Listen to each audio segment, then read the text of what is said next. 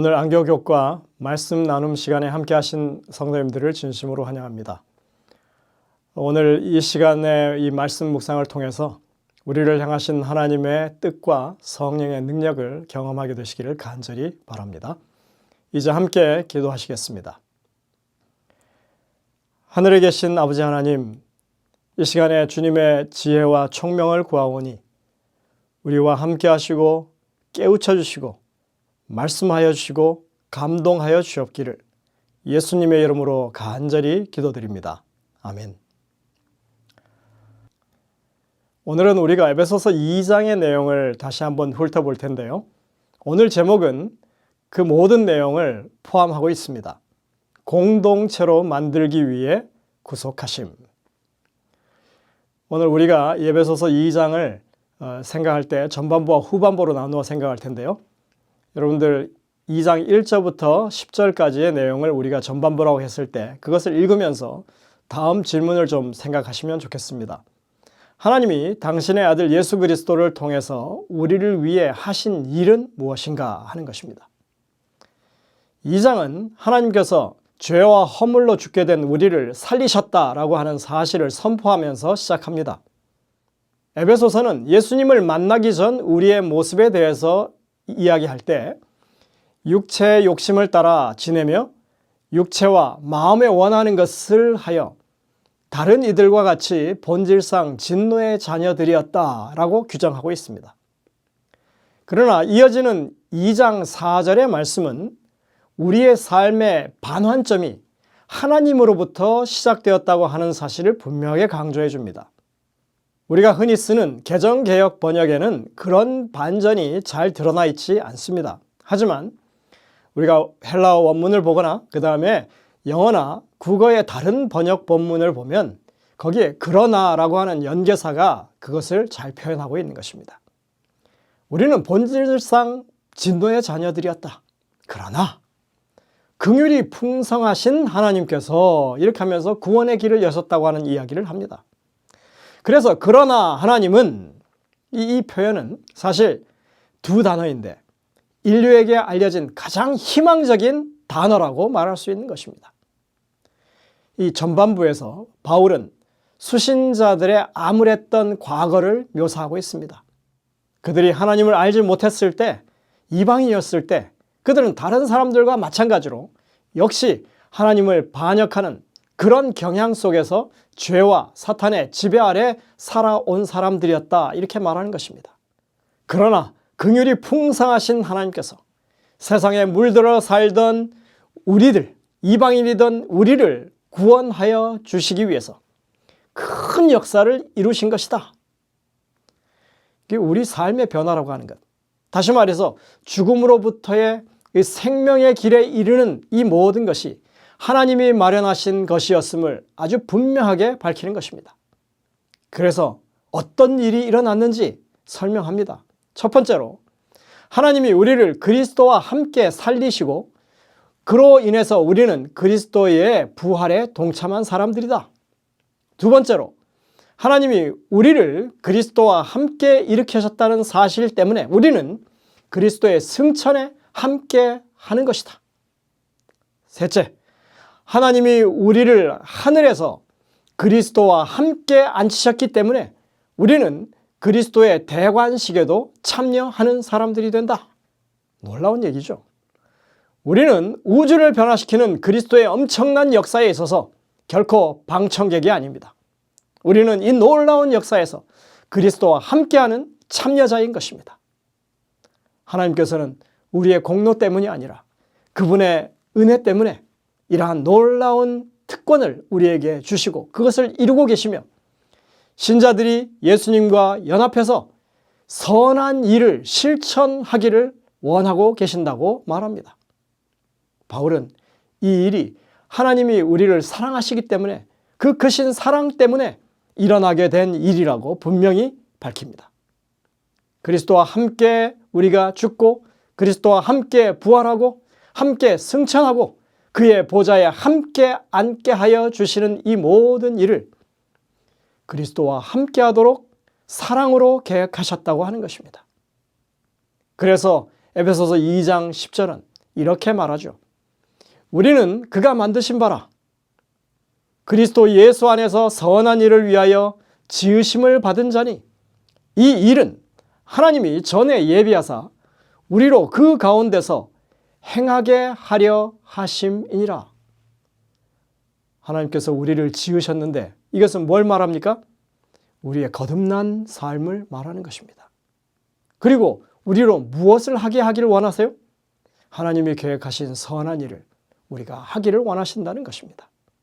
바울은 지금 우리의 믿음의 일상을 그리스도가 함께하는 특별한 삶으로 묘사하고 있습니다.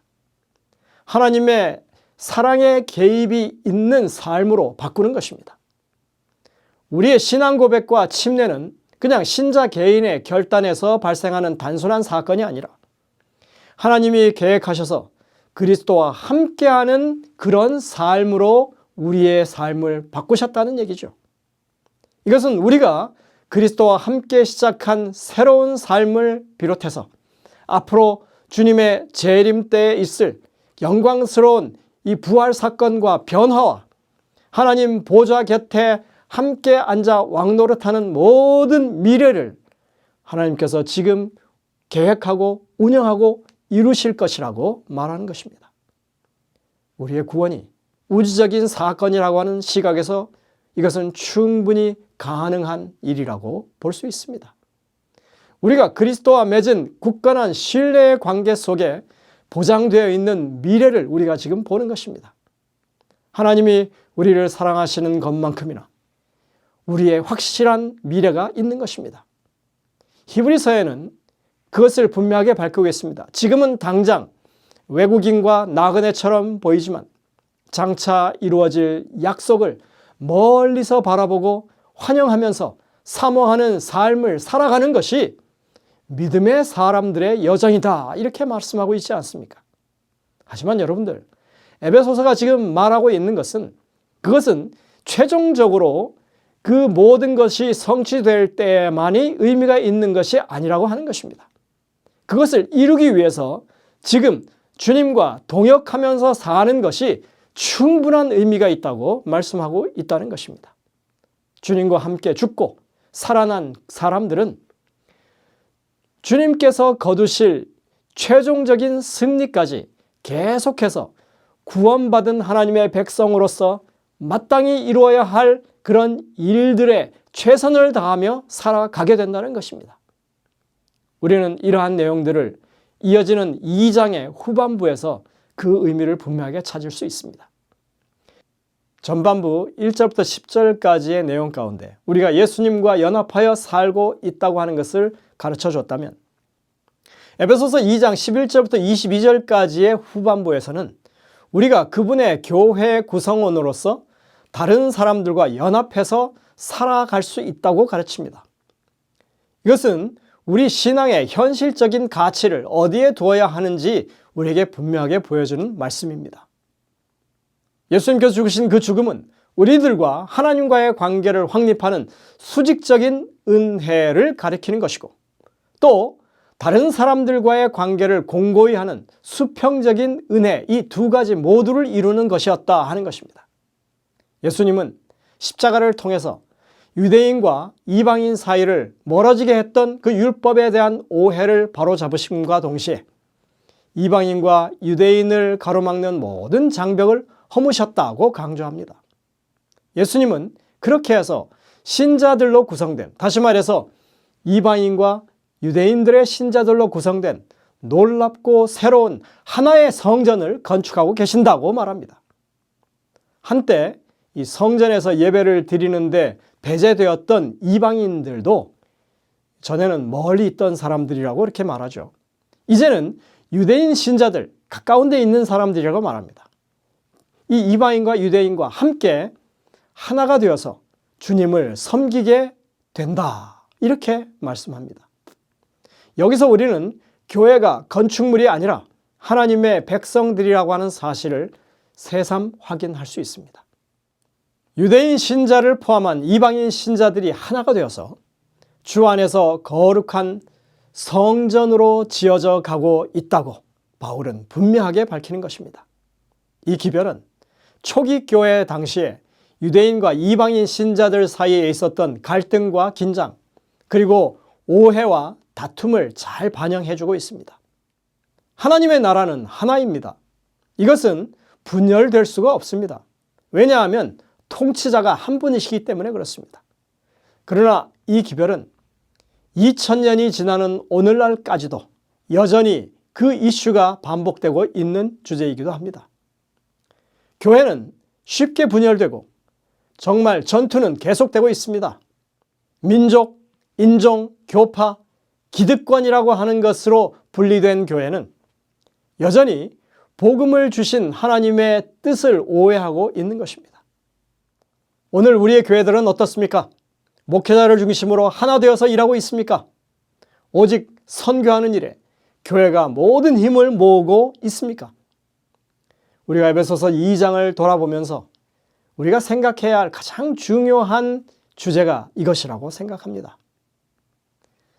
에베소서 2장의 전반부와 후반부의 내용을 종합해 보면 우주적인 구속의 시각에서 볼 때 교회의 연합이라고 하는 현실적 가치를 우리가 회복하는 그 일은 여전히 복음에 대한 원론적인 그리고 원만한 접근에서 일어난다고 할 수 있다는 것입니다. 우리가 얼마나 큰 구원을 얻었는지를 다시금 생각하고 주님 앞으로 모여야 하는 것입니다. 에베소 2장 8절부터 10절은 많은 사람들이 회심하는 데 중요한 역할을 해왔습니다. 내용이 이렇습니다. 너희는 그 은혜에 의하여 믿음으로 말미암아 구원을 받았으니 이것이 너희에게서 난 것이 아니요 하나님의 선물이라. 행위에서 난 것이 아니니 이는 누구든지 자랑하지 못하게 하려 함이라. 우리는 그가 만드신 바라 그리스도 예수 안에서 선한 일을 위하여 지으심을 받은 자니 이 일은 하나님이 전에 예비하사 우리로 그 가운데서 행하게 하려 하심이라. 마틴 루터는 이 구절을 통해서 자신의 마음을 사로잡은 은혜를 발견했고 종교개혁의 핵심적인 확신까지 여기서 찾을 수 있었습니다. 구원은 오직 믿음으로, 오직 은혜로, 오직 그리스도로, 오직 하나님의 영광으로 온다고 하는 것을 그는 깨우쳤습니다. 런던의 올더스 게이트에서 회심을 경험한 지 18일 후에 1738년 존 웨슬리는 옥스퍼드 대학교에서 마음 깊은 곳의 외침 그리고 새로운 운동의 선언문을 설교하게 됩니다. 네, 여러분들 이 설교문의 본문이 바로 에베소서 2장 8절이었습니다. 종교개혁의 역사가 이 짧은 성경 구절에 대한 감동으로 일어나게 되었다고 하는 것 정말 놀라운 일이 아닙니까? 오늘날 우리가 그러한 감동으로 살아야 하는 것입니다. 영감의 교훈에는 이렇게 말합니다. 진리와 구원의 능력을 나타내라. 그리스도를 개인의 구주로 받아들이는 모든 사람은 복음의 진리와 그것이 생각에 미치는 구원의 능력을 나타내야 한다. 하나님께서는 그것을 성취할 수 있는 대책을 마련하지 않고서는 아무것도 요구하지 않으신다. 우리는 그리스도의 은혜를 힘입어 하나님이 요구하시는 것은 무엇이든지 이룰 수 있다. 하늘의 모든 부요함이 하나님의 백성들을 통해 나타나야 한다. 너희가 과실을 많이 맺으면 내 아버지께서 영광을 받으실 것이요 너희가 내 제자가 되리라. 요한복음 15장 8절의 예수님의 말씀을 이 실물교훈 301쪽에서 화이트는 이렇게 인용하고 있습니다. 여러분들 오늘 세상을 뒤바꾸었던 이 짧은 말씀들을 통해서 복음의 진수를 진정한 복음의 의미를 우리 마음 가운데 다시 한번 새기시는 우리 모든 성도님들 되시기를 간절히 바랍니다. 기도하시겠습니다. 성령의 감동하심이 말씀 가운데 역사하시면 세상을 바꿀 만한 하나님의 능력을 경험할 수 있다고 하는 것을 오늘 배우게 하시니 감사드립니다. 저희들이 겸손히 말씀 앞에 서게 하시고 그렇게 하나님의 능력, 복음의 능력을 경험하는 저희 모두가 될 수 있도록 인도하여 주옵기를 예수님의 이름으로 간절히 기도드립니다. 아멘.